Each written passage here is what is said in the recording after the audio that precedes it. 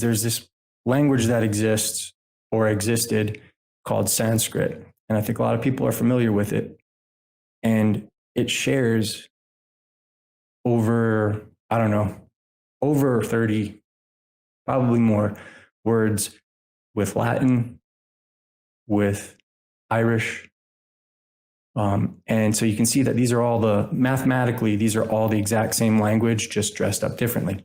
And going into language, I was actually just thinking about this today or yesterday, but I was thinking about it this morning too, is that if you think about it, all language is the same. It's just different people trying to convey their ideas of what they need and their emotions or whatever else. And babies speak their own language. Everybody speaks their own language. But what is unique is that certain groups of people develop systems. And so the things we speak are dialects of the same thing. But the things that get written down and created, those are going to be the actual languages. And so there's a very unique thing that nothing else is like, and that is Sanskrit. And it's the only language where the words adhere to the grammatical rules. They've still been preserved as a priestly language. There isn't a written or spoken language formed by rule except for Sanskrit. You could make the case of the Agam, the Irish Agam, but it's not really, I mean, that one's a little bit different. And I don't want to get into it right now because it's another conversation, but this might be an indication that Sanskrit itself is modern in the sense that I think it has like 52 letters. Some of them they're double letters, right? But it, because it has all the same words, or not all of them, but because it has so many similar words with Latin and the ancient Irish and all that stuff, the Highland language, it indicates that they came from the same source. So even though Sanskrit, and the reason this is important is because the Etruscan language, Etruria, this would be today in Italy, it would be Tuscany, it would be Lazio, Umbria.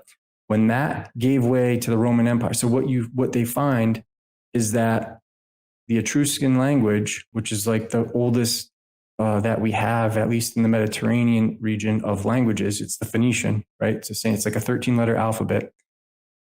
That is like a devolving or an improvement.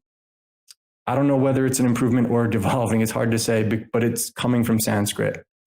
And so some of both. Yeah, I guess it depends on how you look at it. And I think in book 4, I said it was a corruption. And so then Latin becomes a corruption of Etruscan. But in a way, when people take language and do their own thing with it, even though they don't play by rules and they fuck it up with carelessness, certain things kind of improve. So I don't know whether to call it, let's just call it a corruption from now. But you got Sanskrit, you got Latin, you got Etrurian, then Latin. And the reason it's hard to pinpoint this the newer version of Sanskrit is because of all these old languages that come from it. But how could those old languages with so few letters come from something with so many letters? So it looks like the Sanskrit that was like known towards the more modern era, that was like the improvement of whatever they all came from. But we're just going to call it Sanskrit for the sake of conceptualization. And for the audience's benefit, that just means holy writ. Yeah, and they even sometimes pronounce it in India, Sanskrit. Sanskrit, yeah, sun, the language of I was almost going to name book 5, the language of the sun, but I'm not going to because I like Holy Sailors, if that's the working title. Because it is, because that's the Etrurians and the But Phoenicians. It also reflects the whole Argo, the sun being often allegorized as a deity that's riding some kind of boat in the sky, too. It's freaking wild, but it really is. It's the language of the priests of the solar cult.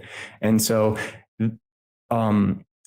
every other language outside of that is basically a language of circumstances. And it gets improved by grammarians, but it also gets changed by the vernacular of the masses, even though the language starts off as like a priestly creation. But this gentleman named Babington, he claimed that the Sanskrit in South India was written in characters that were derived from Tamil. And Tamilese is not derived from Sanskrit. It's a language, whatever they came from, it's a language that no longer exists. And but from that Tamil comes all these other ones we're more familiar with. And so the status quo will admit that Hebrew and Arabic of the Quran, they became dead and learned languages, right? They weren't understood by a culture or masses until they were made common. And once common, a secret language will diverge from the originals until they're barely recognizable.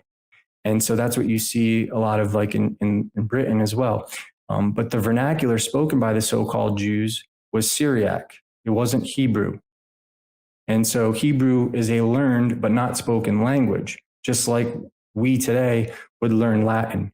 But we can't go anywhere and find people that speak Latin. And so my audience understands that Hebrew and Arabic were just forms of the priestly language made common, and that no culture or people ever spoke either of them until they were made common in the Middle Ages. By the way, for anyone who doesn't know the history of Hebrew, go look up the vowel point system. But that's why they had to create that, is because they had to teach people how to speak it.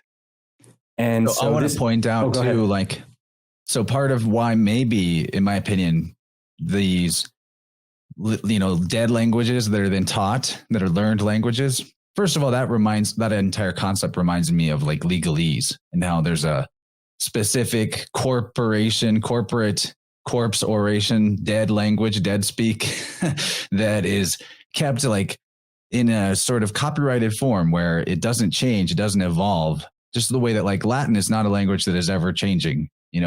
It's not really spoken anymore. To me, whenever you see like that the languages that the people eventually do get are sort of reduced versions or just a segment, not the full alphabet, things like that, it reminds me of how the slave owners in the United States during the era of slavery had frequently would strategize with one another about how to best manage their slaves. By their primary way of doing it was to make sure that they only had the words and concepts in their language as slaves that they needed to do their job, and to be unable to imagine a life different or better from the life they had.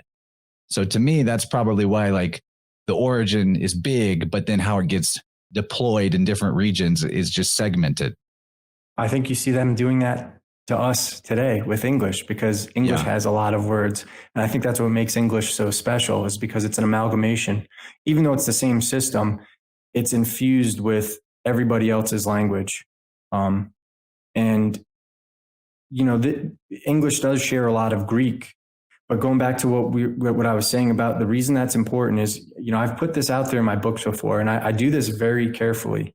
I'm very calculated, because I like to leave people enough rope. So if they try to go against what I'm saying and slander me online or whatever, they're going to destroy their reputation. But I'll say things like Hebrew is Masonic language. People much smarter than me, much more experienced than me, have told you that, if you know what you're looking for. And the Masons, and I'm not just talking about these, frat club that you see in the last couple hundred years. I'm talking about all Masonry. They are all priests, because when you see all these historical edifices, the reason the stonework lasts is because they were usually temples, and sometimes palaces or ramparts, city gates, city walls, whatever. But in order to build these things, they did it with systems. And in order to know those systems that they did it, it mirrors astronomy and the cycles of heaven. And so every Mason was a priest, but not every priest was a Mason. But going back to English, so that's what I mean when I say these languages are Masonic. They are of the priest classes. They are a system of communication in secret. And this goes back to why the Agam was created. It means a secret letter system. It's from India. Akam, secret.